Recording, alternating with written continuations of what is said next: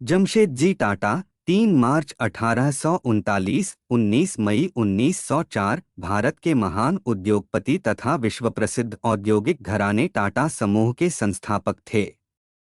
उनका जन्म सन 1839 में गुजरात के एक छोटे से कस्बे नवसारी में हुआ था। उनके पिताजी का नाम नौशेरवानजी व उनकी माताजी का नाम जीवनबाई टाटा था। पारसी पादरियों के अपने खानदान में नौशेरवानजी पहले व्यवसायी थे।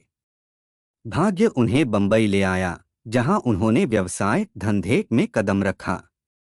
जमशेदजी 14 साल की नाजुक उम्र में ही पिताजी का साथ देने लगे। जमशेदजी ने एल्फिंस्टोन कॉलेज में प्रवेश लिया और अपनी पढ़ाई के दौरान ही उन्होंने हीराबाई दबू से विवाह कर लिया था।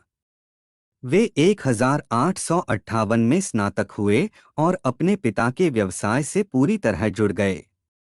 टाटा समूह को भारत में सबसे धनवान समूह होने पर उतना गर्व नहीं होगा जितना कि अपने सबसे विश्वसनीय समूह होने पर होगा। 2011 में इक्विटी मास्टर के एक सर्वे में 61% लोगों ने टाटा को सबसे विश्वसनीय कंपनी घोषित किया। बहुत दुर्लभ है कि कोई समूह सबसे धनवान भी हो और विश्वसनीय भी, लेकिन यही तो टाटा की पहचान है, उसकी साख है और टाटा ब्रांड का जात। वह दौर बहुत कठिन था। अंग्रेज अत्यंत बर्बरता से 1857 की क्रांति को कुचलने में सफल हुए थे। 29 साल की आयु तक जमशेदजी अपने पिताजी के साथ ही काम करते रहे। 1868 में उन्होंने 21,000 रुपयों के साथ अपना खुद का व्यवसाय शुरू किया। सबसे पहले उन्होंने एक दिवालिया तेल कारखाना खरीदा और उसे एक रुई के कारखाने में तब्दील कर दिया तथा उसका नाम बदलकर रखा अलेक्जेंडर मिल। 2 साल बाद उन्होंने इसे खासे मुनाफे के साथ बेच दिया। इस पैसे के साथ उन्होंने नागपुर में 1874 में एक रुई का कारखाना लगाया। महारानी विक्टोरिया ने उन्हीं दिनों भारत की रानी का खिताब हासिल किया था और जमशेदजी ने भी वक्त को समझते हुए कारखाने का नाम इम्प्रेस मिल रखा।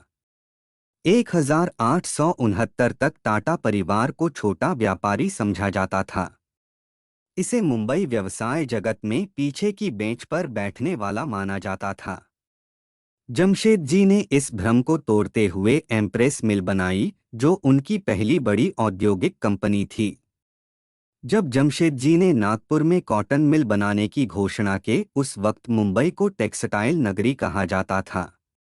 नहीं हारी और अंततः सभी संकटों से उबर गए।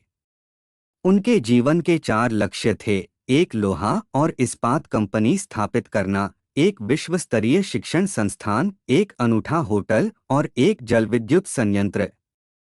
3 दिसंबर 1903 12 को 11 रुपये मिलियन 2015 की कीमतों में 11 रुपये बिलियन की लागत से मुंबई के कोलाबा तट पर ताजमहल होटल के उद्घाटन के साथ ही उनके जीवनकाल में केवल होटल एक वास्तविकता बन गया। उस समय बिजली वाला यह भारत का एकमात्र होटल था। 1885 में क्योंकि टाटा ने अपने समुदाय को आर्थिक विकास प्रदान करने के लिए शहर के भीतर मिल को एकीकृत करने का प्रयास किया। इन कई योगदानों के माध्यम से टाटा ने भारत में कपड़ा और कपास उद्योग को आगे बढ़ाया। जमशेदजी टाटा अपने जीवन के बाद के चरणों में भी औद्योगिक दुनिया में एक महत्वपूर्ण व्यक्ति बने रहे। बाद में टाटा स्वदेशीवाद के प्रबल समर्थक बन गए। स्वदेशी आंदोलन 1905 तक शुरू नहीं हुआ था, हालांकि टाटा ने अपने जीवित रहने के दौरान इन्हीं सिद्धांतों का प्रतिनिधित्व किया।